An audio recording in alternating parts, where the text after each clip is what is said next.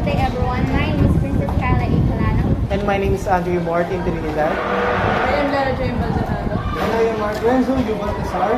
So nandito kami para makalap ng impormasyon patungkol sa mga taong nakakaranas ng discrimination.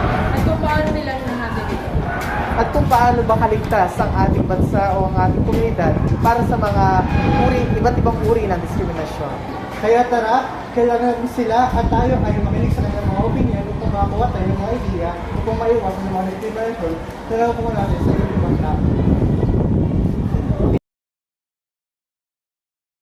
So, good morning po. Ano po yung pangalan nila? I'm Julia kayo sa gala po from BSHM3A. Kayo po at I'm Princess MJ na Marie naman yung BSHM3A. So, nagko-conduct po kami ngayon ng interview about po sa gender society na subject po namin yung accountancy as Bachelor of Science in Accountancy. So, tanong lang po namin is, ano po yung gender identity? Female. Ganun din po. Same na din. So, nakaranas na po ba kayo ng discrimination po? Me po, no. Ako din naman po, hindi. So, hindi pa po kayo nakaranas ng... Sa personal opinion nyo lang po, paano po nakaka-affect? So, kayo po, hindi pa po kayo nakakaranas ng discrimination. So, sa point of view na lang po, sa isang tao po, paano po nakaka-affect yung discrimination po?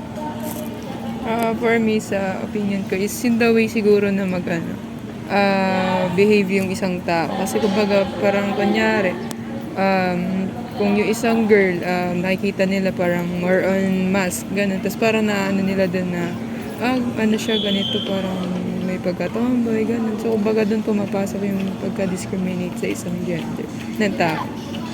For me naman po, same lang din po sa sagot niya. Parang kapag based po, kasi po for me po yung tomboy po and bi is magkaiba ganon. And parang po pag yung iba po kasi pag tinatawag na tomboy, parang na-offend po and ano na rin po siya as discrimination. Yan lang naman po. Thank you po.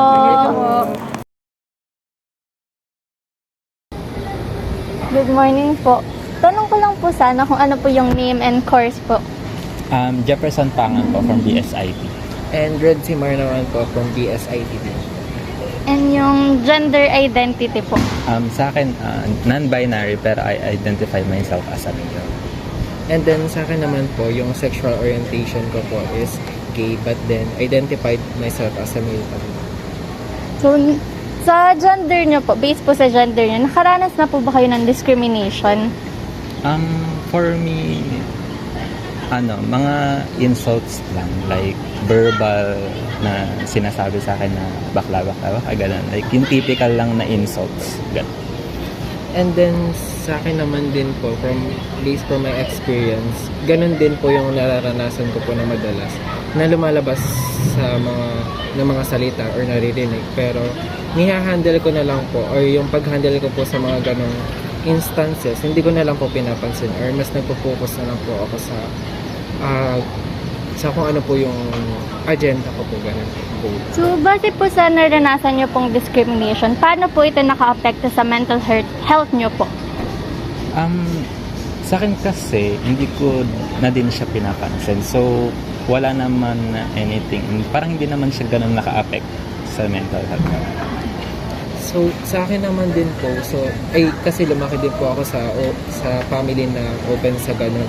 So, yung pag-handle ko po sa mga issue na ganun, hindi ko na din, yung parang sa kanya, hindi ko na din pinapansin. Pero po, minsan may isip mo na, nakakasad kasi may na ganito sa society natin na hindi pa din siya masyado accept.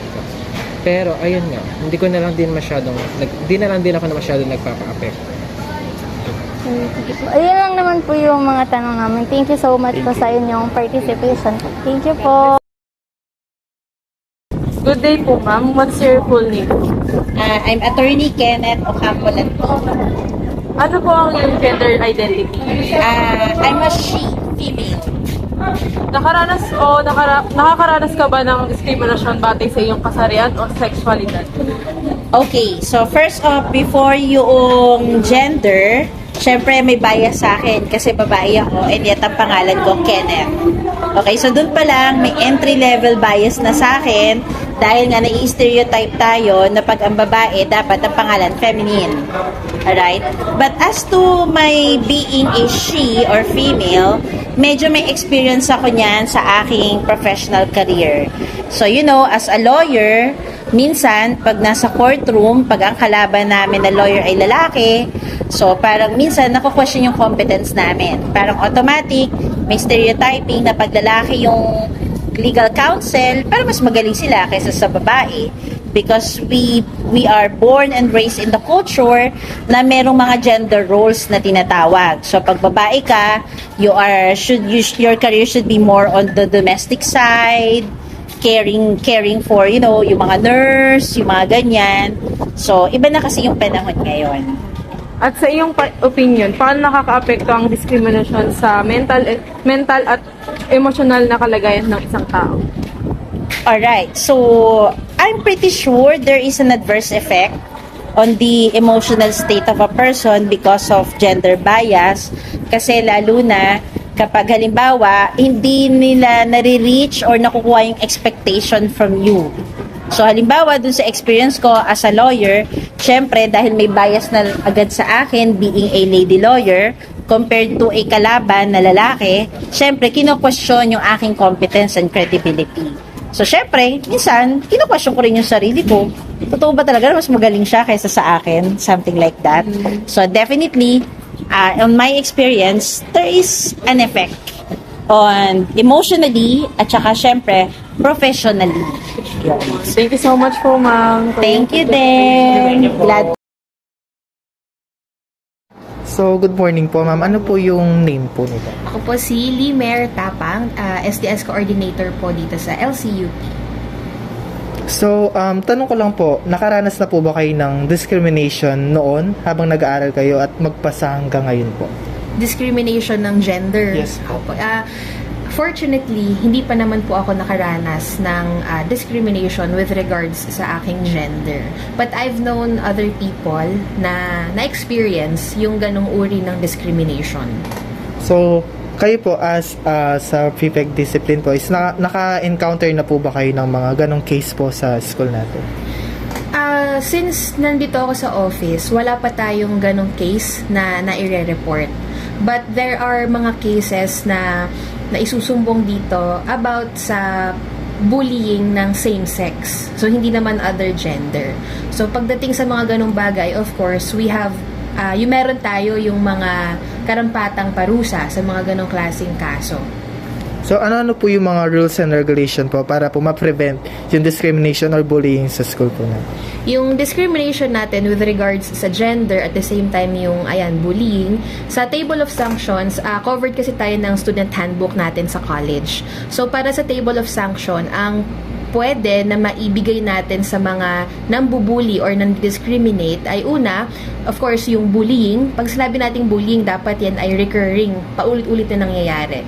So, meron siyang karampatang parusa na merong community service na pinakamababa ay yung 30 hours na community service. Tapos, nire-refer natin siya sa guidance office kasi 'di ba, kailangan naka-counseling din sila. Of course, merong yang underlying factor kung bakit sila nambubuli. Pangalawa ay yung paggamit ng mga obscene language or insult sa mga tao na may ibang gender na pinili. So, dito pumapasok possible yung mga nagka-catcalling na, yung mga ganyan. Diyan pumapasok yon. Tapos ganun din, meron din silang sanction na community service. Yung community service natin, naiiba-iba kasi yung nito yung hours. Depende sa severity ng kanilang kaso. So, pwede pa yan na maiba. Depende rin sa naging moral damage nung estudyante. Tapos, meron din tayong cyberbullying, cyberstalking. Hindi lang naman kasi nangyayari physical, 'di ba, yung discrimination, yung bullying, lalo ngayon na sa yung advent ng social media, even sa social media pwede na yung mga pumili ng ibang gender ay nagiging subject din sila, 'di ba, for ridicule, for discrimination. Even yung mga simpleng pagbubus ka na, ay bakla-bakla, tomboy-tomboy, yung mga ganon, kinoconsider natin siya. And most especially, may tinatawag po tayong GBSH. Ito yung Gender-Based Sexual Harassment.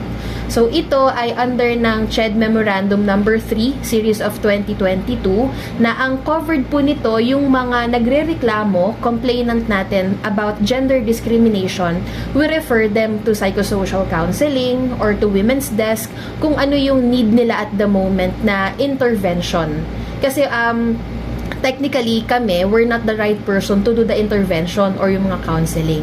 So, kapag sabi ko kanina, di ba, yung moral damage dun sa estudyante, let's say, for example, na nakuha niya from the discrimination, yung gender-based sexual harassment policy natin and guidelines, we help them find the right person para i-counsel sila, kausapin sila, or tulungan sila to recover. Yun yung mga guidelines and policies natin here in LCUP. So, ayun lang po. Maraming salamat po sa mga binigay niyo pong mga salita regarding po sa discrimination sa loob ng ating paaralan. And nalaman po namin na ligtas po pala yung mga iba't ibang uri ng gender din sa ating paaralan. Maraming salamat po. Thank you, then.